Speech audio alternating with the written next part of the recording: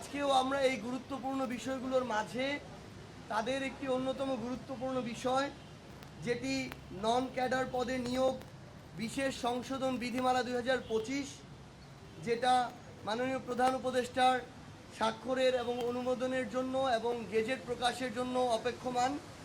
আমরা সে বিষয়ে আমাদের এনসিপির পক্ষ থেকে অনুরোধ করেছি যেন সেটা খুব দ্রুত করা হয়। তিনি কথা দিয়েছেন যে এটা তার টেবিলে আসার সাথে সাথে আমরা প্রত্যাশা করছি আগামী সপ্তাহের মধ্যেই এটি অনুমোদন পেয়ে যাবে। পাশাপাশি আমরা জনপ্রশাসন মন্ত্রণালয় থেকে পিএসসিতে 43তম বিসিএসের যে নন ক্যাডার প্রার্থীদের জন্য অধিযাচিত পদসমূহে যেগুলো রয়েছে নন ক্যাডারের, সেগুলোতে যেন দ্রুততম সময়ে এই তাদের সুপারিশের জন্য প্রস্তাব করা হয়। আমরা সেটা বলেছি, কারণ এটা বিশাল বড় একটা, আমরা মনে করি যে নৈতিকভাবে অন্যায় করা হয় যোগ্য মানুষদের সাথে।